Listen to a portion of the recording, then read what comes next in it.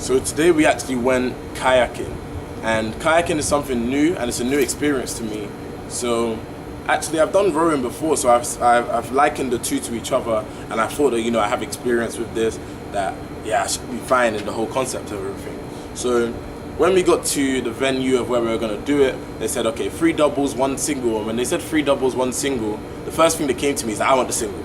Like, you know, I felt entitled to the single because I was the person that booked it. And I was literally like, you know, fighting back on it, being like, okay, I should get the single. Like, you know, I am the one that booked it. It makes sense. And at that point, I didn't understand why someone else should get the single. Essentially, I had the most experience in my mind. Something told me in my mind, let someone else do the single. So I said, okay, let me let this person do the single. The one that wants to do it, you can do the single. So we got into the boat, we had the life jackets on, all the paddles, everything. We went out, it was all good. We were having fun and we enjoyed ourselves. We started messing about a little bit. So imagine you can taste the salt water literally, like, you know, it's going into your face, splashing everywhere.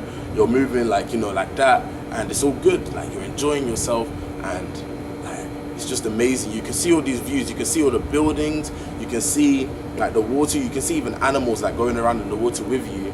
And we're messing about, and eventually the boat just capsizes. So the boat capsizes and we fall straight in, 2 of us, myself and my friend.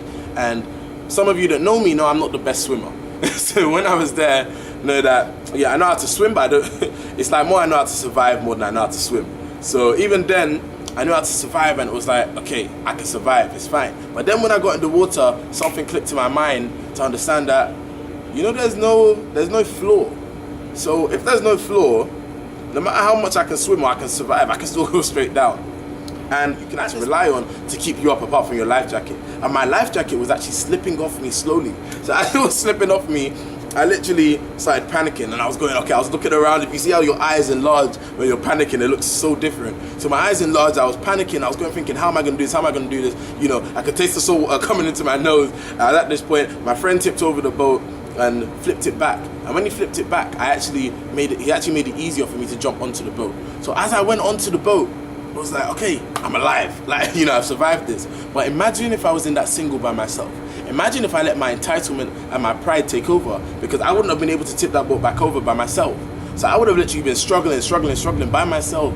And imagine if I let my pride come in. This is what I actually want to talk about today. It's pride. It's the consequence of pride. I didn't know the consequence of pride right then could have been my life.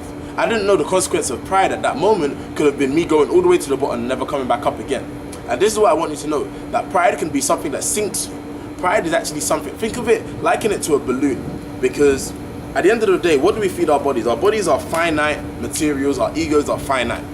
But what does that mean? It means that they come to an end eventually. So if we liken it to a balloon, what do you have to do to a balloon to fill it up? You need to pump air into it. So as you pump air into it, and you're pumping it, what eventually happens? The balloon is gonna pop. If you pump too much air into it and the finite material is not enough, the balloon pops. This is the same thing with negative pride. If I'd let my sense of entitlement come, like, overtake me at that time, I might not have been here. I know it can seem dramatic, but it just taught me a lesson to understand that, you know, you're in a position where negative pride and there's positive pride. But what is the difference between negative pride and positive pride? Negative pride is where you're putting others down because you feel like you've elevated, or to elevate yourself, you're putting others down, and to blow up yourself, you're literally like you're blowing up your body. You're feeling like, I'm the boss, I'm good. And at that point, what we don't know is that negative pride can help us sink.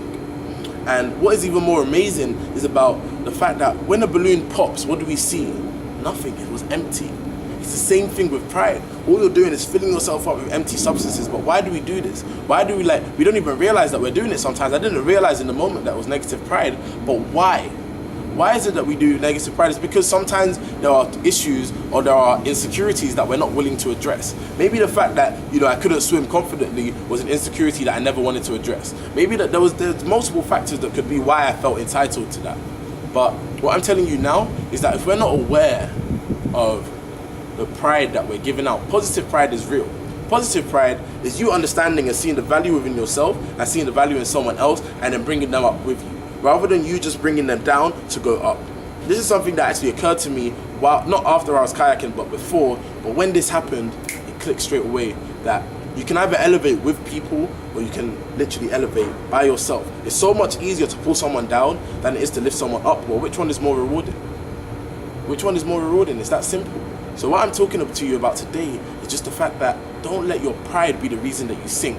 Don't let your pride be the reason that when it all comes to the end, you realize it was an empty life. I still enjoyed the kayaking with my friends, even though I was in a double. It was actually, I think it was even more fun that I was in a double. But if I'd let my pride get in the way, I wouldn't even have experienced that.